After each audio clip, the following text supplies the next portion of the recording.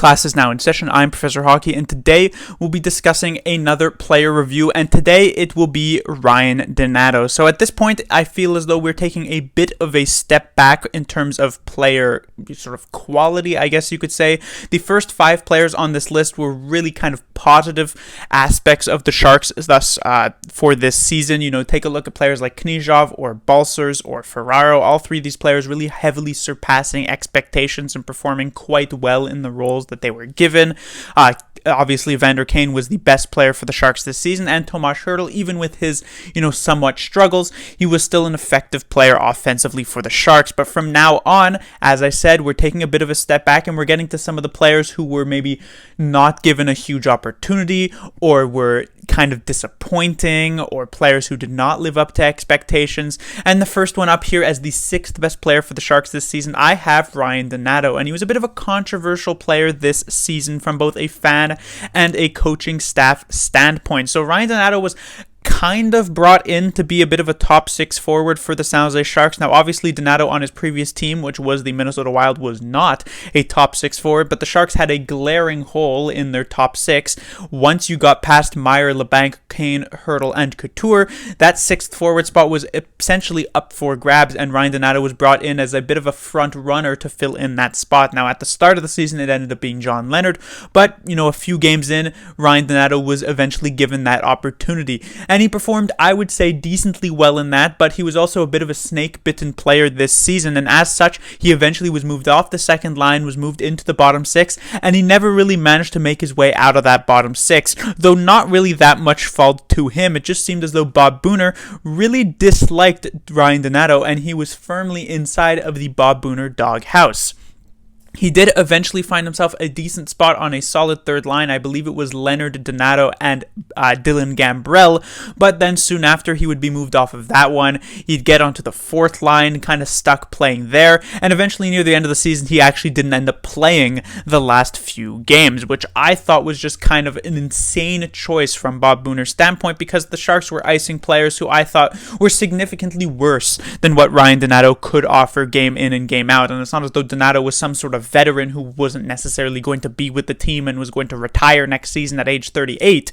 No, Ryan Donato was still a pretty young player who could definitely have been woven into the fabric of the San Jose Sharks' future, but now that doesn't seem to really it doesn't seem like it's going to end up really being the case. So let's talk a bit about Ryan Donato and some of his more underlying statistics, and one that really stood out to me was his expected goals for at even strength per 60 minutes. So per 60 minutes, just to normalize based on ice time, obviously a player with 8 minutes more of ice time, like someone like Evander Kane, would obviously have a higher expected goals for. And for those of you who may not know what expected goals for is, it essentially just takes, based on the chances that a player gets offensively, how many goals they are expected to score based on sort of a league average style of shooting percentage. So this is what I mentioned when Ryan Donato was a bit snake bitten, because while he had very solid expected goals for stats, in terms of goals below expected, he was amongst the worst on the team. He had about 4 goals less scored than you would expect a player with his amount of chances to have scored in a season. But when we get to that stat of expected goals for per 60 minutes, Ryan Donato was actually right there at the top. Now, this stat does not take into account quality of competition, but you could also look at it in such a way that, when Ryan Donato was on that 4th line, when Ryan Donato was on that 3rd line, and he was playing against other teams' 3rd and 4th lines, he was consistently getting the better of those teams' players and playing at a much higher level than them. And so it just seems so unfair that Ryan Donato was not really given much of a chance by Bob Booner throughout this season. Now, when we get to his statistics, he only played the 50 games on the year. As I said, he sat out the last few games of this season for whatever reason. 82 games, we will be normalizing his stats too. He had 6 goals on the year, which, as I said, very snake-bitten player, would have had 10 goals over a full season, 14 assists, which would have given him 23 assists over a full season, and 20 points, which would have given him 33 points over a full year, which is about in line with what you would expect from a pretty decent third liner. But it should be noted that Ryan Donato actually had the 6th most points for forwards for the San Jose Sharks this season. So again, after the usual suspects of Meier, Labanc, Couture, Hertl, and Kane, Ryan Donato was 6th right behind them. But one stat that I absolutely want to talk about is his penalty minutes, which I've mentioned a couple of times in other previous player reviews. So he had 10 penalty minutes, 5 minor penalties this season, whatever.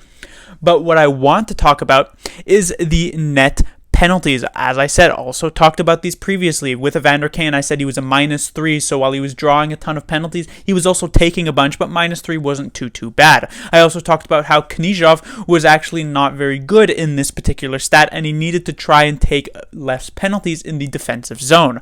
Ryan Donato was not only a positive in this stat, so not only did he draw more penalties than he took, he was by far the largest positive on the San Jose Sharks this season, with a positive 13 net penalties. The next closest player was Timo Meier with 5, which means he had more than double the net penalties. He was so far ahead in terms of penalties drawn compared to penalties taken than anyone else on the San Jose Sharks. This means when he was in the offensive zone, he was forcing opposing players to take tripping penalties on him, slashing penalties on him, hooking penalties on him, boarding penalties on him, high sticking, interference, all of these types of penalties, while when, Donato was in the defensive zone or anything like that, he wasn't taking many of these stick infractions at all. He was a huge net positive for the San Jose Sharks when it came to drawing these types of power plays. And that is a really big thing for a forward. That's one of the biggest things that you want to see. For someone like Kevin Labanc,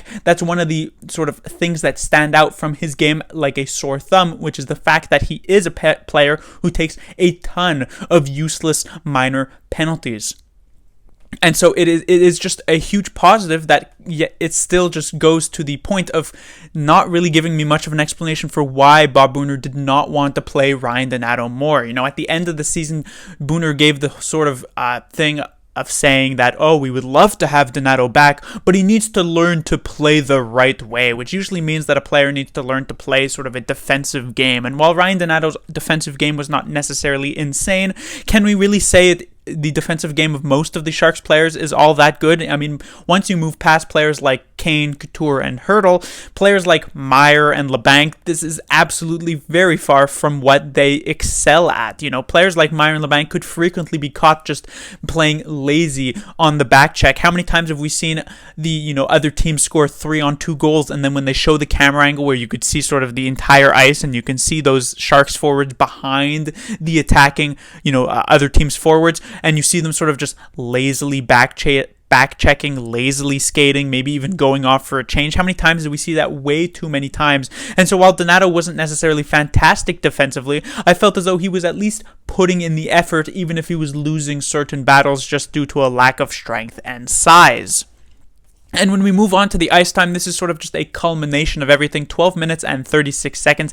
That is, for players who have played at the very least half the season for the San Jose Sharks this season, that is 10th in terms of forwards, which means Ryan Donato was given ice time equivalent to a 4th line forward, even though Donato, you could very well say, was at the, 7th or even 6th best player, at least if we look past Barabanov, who only played about a handful of games this season. So again, I have zero explanation for why Ryan Donato was in this Bob Booner doghouse. And see, what the biggest tragedy for me is that there is the Seattle expansion draft at the end of this season, and it seems very likely that Ryan Donato will be unprotected, and it seems very likely, at least according to me and according to a lot of experts, that Ryan Donato will end up being chosen by the Seattle Kraken to come over from San Jose to Seattle. And I just have this sinking feeling in the pit of my stomach that the Sharks are going to end up being one of those teams that just looks kind of bad in that situation, because Ryan Donato is going to excel in a situation in Seattle where he's going to be given a lot more opportunities, kind of like how we saw with players like William Karlsson or Alex Tuck or Jonathan Marchessault or Riley Smith when the Vegas Golden Knights came into the league just a few seasons ago. So in terms of grade here for Ryan Donato, he wasn't given a ton of opportunities, so it's hard to give him that high of a grade. His offensive game was quite solid, though a bit snake-bitten. He was a huge boon for the San Jose Sharks in terms of penalty-wise, being able to draw a ton of power plays. He was a pretty effective power play forward for the Sharks as well. He was very good in the shootouts, but his defensive game did leave a bit to be desired, and in the end, he ends up with a decent grade, though not fantastic, of a B-. Class dismissed.